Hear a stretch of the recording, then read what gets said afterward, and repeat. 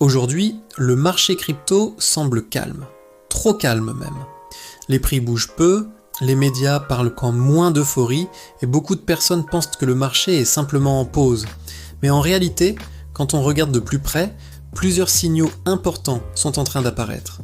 Et certains de ces signaux ne viennent pas seulement de la crypto, mais aussi de l'or et de l'argent.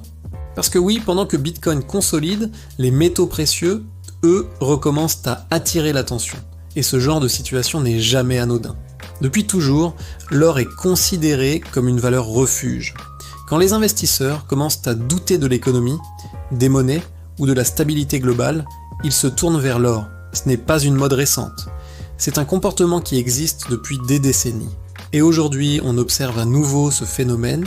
L'or recommence à monter progressivement. Ce n'est pas forcément une explosion brutale, mais c'est une montée régulière. Et ce type de mouvement est souvent plus important qu'un simple pump rapide parce qu'il indique une accumulation. Cela signifie que certains acteurs, souvent les plus gros, sont en train de se positionner. Mais ce qui est encore plus intéressant, c'est que l'argent suit lui aussi ce mouvement. L'argent est souvent considéré comme le petit frère de l'or. Il est moins cher, plus volatile et parfois plus réactif. Historiquement, lorsque l'argent commence à accélérer, cela indique souvent que l'intérêt pour les actifs alternatifs augmente globalement.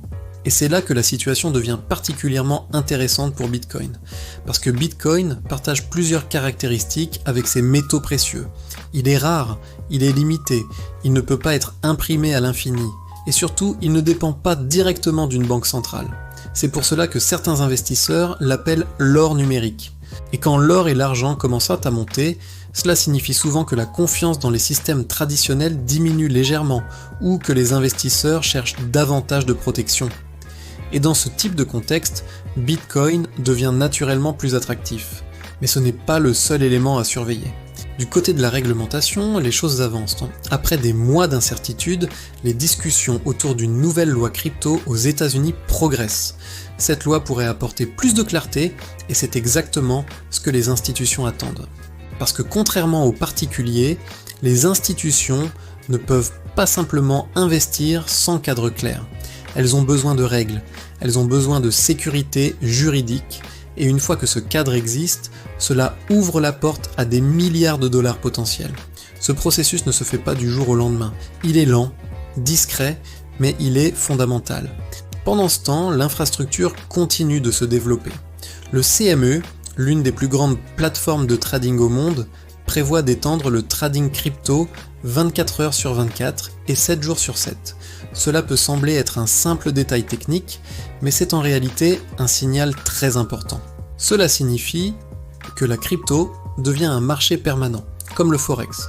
Cela facilite l'accès pour les grandes institutions, les fonds et les investisseurs internationaux. Et plus l'accès devient facile, plus la probabilité d'adoption augmente. Mais pendant que ces développements se produisent, les prix restent relativement stables. Et c'est souvent ce type de phase qui piège le plus de gens. Parce que beaucoup pensent que rien ne se passe. Mais les marchés fonctionnent par cycle. Il y a les phases d'euphorie, où tout monte rapidement, et il y a les phases silencieuses, où les mouvements sont plus discrets, mais où les positions se construisent. Historiquement, les plus grands mouvements commencent rarement quand tout le monde est excité. Ils commencent quand la majorité doute, quand le marché est calme, quand l'attention est ailleurs. Et aujourd'hui, une grande partie de l'attention est tournée vers l'économie globale. L'or monte, l'argent monte, les institutions continuent de construire, la réglementation progresse, et Bitcoin, lui, attend. Ce type de configuration est particulièrement intéressant parce qu'il montre que le marché n'est pas mort, il est simplement en transition. Il respire, il se prépare, il accumule de l'énergie, et ce qui rend la situation encore plus fascinante, c'est que la crypto n'est plus isolée comme avant. Elle est désormais connectée au reste du système financier, les décisions politiques, les mouvements de l'or, les flux institutionnels. Tout est lié.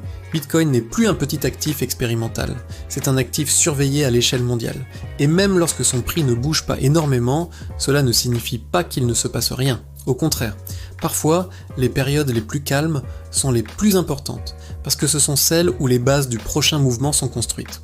Personne ne peut prédire exactement quand le prochain grand mouvement arrivera, mais l'histoire montre que les marchés passent toujours par ces phases. Calme, accumulation, puis expansion. Et aujourd'hui, plusieurs signaux suggèrent que nous sommes peut-être dans cette phase intermédiaire.